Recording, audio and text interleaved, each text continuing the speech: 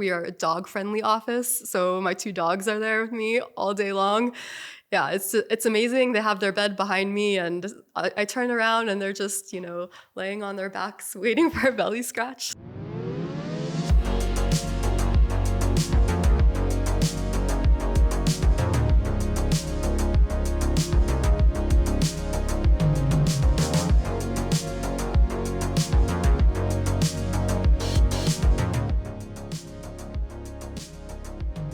Why did you move to Hamburg instead of staying in Heidelberg? Starting here in Hamburg, which I see as sort of like a gateway to the European markets. So this is one of the reasons why we chose to strategically move from Heidelberg, which is already a great science city, to Hamburg instead, just for really opening up the opportunities on a global scale. It strategically makes more sense for us to be here. And also because the deep tech ecosystem within Hamburg is very new right now. And so we have an opportunity to be one of the early movers and shakers, if you will. So for us, this was sort of the driving force for choosing Hamburg as our place to operate on a global scale. And then one more point is just that the community within Hamburg is also so open to hearing the feedback and to hearing the experiences of their founders and of the investors, and how to make changes in a way that will just, at the end of the day, make a positive impact. What do you think about founding a startup in Europe versus US? We can take some lessons from the American model, where starting a business there is extremely easy. And so I've heard a lot of founders of other companies here in Germany making the choice to found the company in the United States instead because of the lack of bureaucratic hurdles. And not to say that that is a better approach, it's just to say, okay, maybe there are some lessons that we can learn about that system so that we can lower the barriers to entry to building more startups here in Germany and in Europe. What's the difference between the US and Europe in terms of investments? The model in the US is really built to put a lot of money towards all of the ideas, regardless of the risk assessment. So they're very liberal with respect to startup funding and also scale-up funding. And I think this is the main component that is different than here in Germany. There's so much support for early founding, seed funding, what have you. But when you actually start to think about the amount of capital that you need in order to scale up, which is something that my company is directly dealing with like today, finding investors that are liberal and that are willing to take a chance is sort of a challenge. Concerning co-founders, what's more important, character or knowledge? Yeah, I mean, this is a beautiful question because it really emphasizes the need of a team. And within the team, for us in particular, Martin and I have many, many overlapping characteristics and values, and we share a lot of the same humor, and we come together on a lot of points. But we also work as co-founders because we are unique and we're separate, and we both have skills and expertise that the other doesn't have. And so when we come together at the table, it's amazing because I can ask him a question about some chemistry idea and he can just immediately, enlighten me. And then on the flip side, he can come and say, is it possible to do this experiment in a droplet? Is it too crazy? And I'm like, no, we can do this.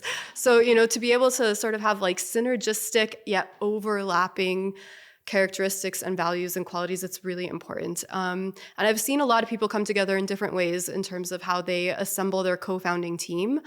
Martin and I, we were both, he was finishing his doctoral studies when I first met him at the Max Planck Institute. And I came in as a postdoc, and then he transitioned to a postdoc as well. And we were working together late nights in a cell culture facility, doing experiments together, really like in the nitty-gritty of trying to make some stuff work. And there, we just enjoyed being with each other, and we were just having fun together all of the time, building these new platforms, building these new uses for droplets. And with that, it sort of was almost like a no-brainer that when he came to me, so he knew that I was starting to look for my next position. And I was looking at startups. I was thinking about going to Portugal, for example, like just what was my next step. This was a couple of years ago. And I shared this information with him as friends do. We talk over coffee all the time. And he came to me and he was like, well, actually, what do you think about this idea to commercialize my PhD research? And I would need you because yeah, you're the biologist, you're the application specialist, you're the engineer. Like it would be really amazing to sort of merge all of our technical skill sets and our personalities and whatever together. And for me, I was just like 100% in, let's go, let's do this. Is your third team member a scientist too?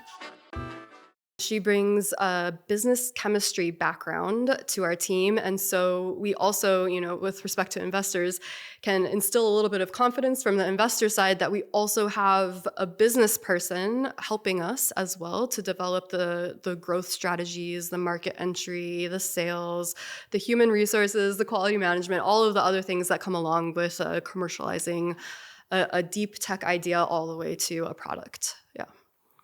Yeah, so between the three of us, it's like we're a trifecta, really. It's nice. And there I also have a female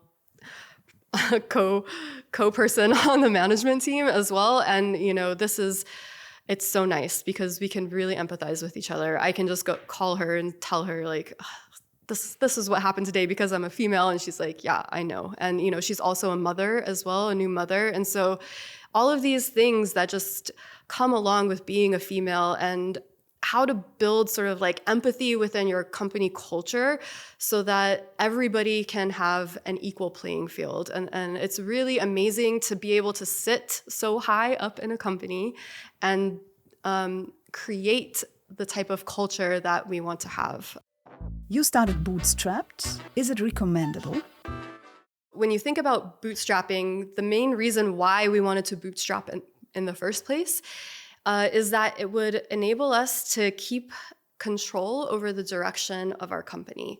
And for us, that was really important because we want to have an impact on, for example, the Sustainable Development Goals, the SDGs. We want to have an impact on cancer patients and their diagnostic experiences, among a range of other things. And so for us, it made sense that although it's a huge amount of risk, it's actually really amazing to be able to establish the foundation of our company the way we envision it, and then to be able to approach investors from a point of view of, here's what we've built already.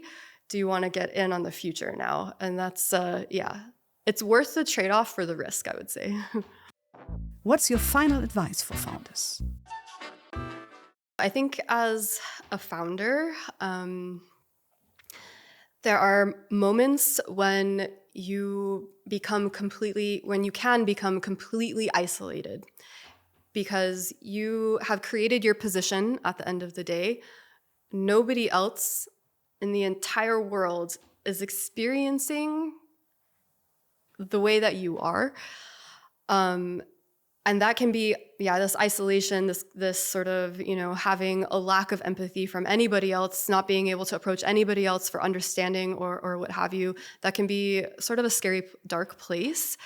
And for me, I have had to say, okay, I have surrounded myself with these amazing people, my co-founder, our employees, my family, my friends, the greater ecosystem within Hamburg, which is so supportive.